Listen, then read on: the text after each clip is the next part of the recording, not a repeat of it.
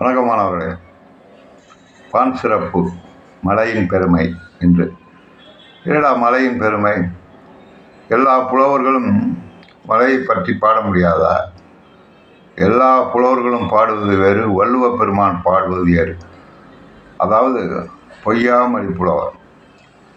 பாயிரவையிலே கடவுள் வாழ்த்து, வான் சிறப்பு, நீத்தார் பெருமை, அரண் வலியுறுத்தார். 2வது அதிகாரமாக வான் சிறப்பு அப்படின்னு வச்சுருக்காரு. ஏன் அப்படி வச்சார்? வான் சிறப்பு அதில் என்ன சிறப்பு இருக்குது? ஆகுப்பெயர். வான் சிறப்புனா வானிலிருந்து மழை பெய்வதால் மலையின் சிறப்பு, மலையின் பெருமையை கூறுகிறார். மலையின் பெருமையை கூறுவதற்காக அவர் கூறவில்லை. நாம் உயிரோடு இருக்க முடியாது மழை பெய்யாட்டினா. மற்ற ஒரு ஜீவராசி கூட உயிரோடு இருக்க முடியாது. புல் பூண்டு கூட இருக்காது மழை பெய்யாட்டினா. இந்த உலகத்தையெல்லாம் கடவுள் படைச்சிட்டான். கடவுள் வெறும் உலகத்தை பூமியும் சுற்றிக்கிட்டே இருந்ததுன்னா, சந்திரனும் சுற்றிக்கிட்டே இருந்தால் எவன் மதிப்பான்? அவன் அந்த ஜீவராசிகள் அதில் மாறாம அறிவு படைத்த மனிதன் தான் வாழ்த்த வேண்டும் கடவுளை. கடவுளை வாழ்த்துவதற்கு மனிதன் என்று ஒருவன் இல்லாவிட்டால் கடவுளே கிடையாது. ஆடு மாடெல்லாம் என்னைக்காச்சும் கடவுளை வணங்குதா? மற்ற ஜீவராசிகள் கடவுள் என்று ஒருவர் இருக்கிறார் என்று நினைக்கிறதா? இந்த சிந்தனை செய்யக்கூடிய அறிவு மனிதனுக்கு மட்டும்தான் உண்டு. அதனால தான் மனித பிறப்பை உயர்ந்த பிறப்பாக சொல்லும். அது ஒரு புறம் இருக்கட்டும். மழை பெய்யாவிட்டால் கடல்வாழ் ஜீவன்கள் கூட அழிந்துவிடும் அப்படிங்கிறார். உண்மையா? சத்தியமான உண்மை.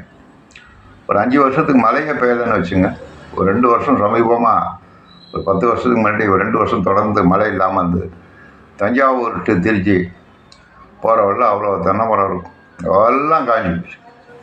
எதுக்கு நான் சொல்ல வரேன்னா, மழை இல்லாவிட்டால் இந்த உலகத்தில் எந்தவித ஜீவராசிகளும் வாழாது, தர்மம் நிலைக்காது, பூஜை வழிபாடு இருக்காது. புரியுங்களா? இவ்வளவும் இல்லாமல் போயிடும். அதனால தான் 2வது அதிகாரமாகவே வான் சிறப்பு என்று வைத்தார், மலையின் பெருமை. அதில் முதல் குறளிலே வானின்று வழங்கி வருவதனால் தான் அமிர்தம் என்று நாற்பாட்டு அப்படிம்பார். வான் நின்று வழங்கி வருவதால் தான் அப்படிம்பார் அமிர்தம் என்று நாற்பாற்று. அதாவது மழை பெய்து கொண்டே இருக்கும் எங்கேயாவது ஒரு இடத்துல. இப்போ இன்றைக்கி அமெரிக்காவில் பெய்யும்னா நாளைக்கு லண்டனில் பெய்யும், கனடாவில் பெய்யும், தென் அமெரிக்காவில் பெய்யும், வட அமெரிக்காவில் பெய்யும், தென்னாப்பிரிக்கா, இப்படி எங்கேயோ ஒரு இடத்துல பேச்சுக்கிட்டே இருக்கும். என்றைக்கும் மழை நின்னதாக சரித்திரமே கிடையாது. இன்றைக்கி உலகம் ஃபுல்லாக மழையே கிடையாதுன்னு ஒரு நாள் கூட எவனாலும் சொல்ல முடியாது. அந்த நாட்டு வானிலையை பார்த்தீங்கன்னா இன்றைக்கி 4 சென்டிமீட்டர் மழை பெய்யுன்னு சொல்லிகிட்டே இருப்பான். மழை அதாவது கடவுள் படைத்த காலத்திலிருந்து மழை பெய்து கொண்டிருக்கிறது. அதே போல் மனித பிறப்பும் மனிதன் என்ற ஒன்று தோன்றிய காலத்திலிருந்து இன்று வரை மனிதன் என்ற உயிர் இனம் வாழ்ந்து கொண்டிருக்கிறது. அதனால தான் அமிர்தம் சொன்னார். அமிர்தத்தை அவனும் பார்த்தவனும் கிடையாது, சாப்பிட்டவனும் கிடையாது. ஏன் அப்படி சொல்கிறான்? அமிர்தத்தை சாப்பிட்டவன் எப்போதுமே இளமையாக உயிரோடு இருப்பான். எப்படா தெரியுன்னு கேட்காதீங்க. அதாவது தேவர்கள் சொல்கிறாம அசுரர்கள் 2 பேரும் எப்போதுமே சண்டை போட்டுருப்பானுங்க. அவனோட வேலையை சண்டை போடலாம். நீ பெரியவனா, நான் பெரியவனா. அப்படிதான் பார்க்கடலில் கடைஞ்சா கேட்குறானோ, நம்மளே ஜெயிச்சுக்கிட்டு செத்துக்கிட்டு இருக்கோமே அசுரர்கள். சாகாமல் இருக்க ஏடா வழி? அமிர்தத்தை சாப்பிட்டா சாக முடியாது. யார்? கிருஷ்ண பரமாத்மா. உடனே நாராயணன் சொல்கிறார், சரின்னு அமிர்தத்தை பார்க்கடலேருந்து கிடைக்கிறானுங்க. கடைசியில் அவனுக்கு கொடுக்கல, ஏமாற்றிக்கிறானோ, அது வேறு விஷயம். எதுக்கு சொல்கிறேன்னா, அமிர்தத்தை அவனும் பார்த்தவனும் கிடையாது, சாப்பிட்டவனும் கிடையாது. ஆனால் அதை உண்மையாக சொல்லுவாங்க. அமிர்தம் சாப்பிட்டா எப்போதும் உயிரோடு இருக்கலாம், இளமையாக இருக்கலாம், நீடித்து இருப்பது. அதே போல் இந்த மழையும் தொடர்ந்து பெய்து கொண்டே இருக்கும். ஒரு நாளைக்கு ஒரு ஊராக பெஞ்சிக்கிட்டே போகும். ஏன்னா எல்லா நாட்டு மழைக்கு இந்தியாவில் மட்டும்தான் பெய்யணும், இந்திய மக்கள் மட்டும்தான் வாழணும்னு நினைக்குமா? நினைக்காது. பஞ்சபூதங்களில் அது ஒன்று. பஞ்சபூதங்களிலே நிலம், நீர்த்தி, காற்று, ஆகாயத்திலே மழையும் ஒன்று.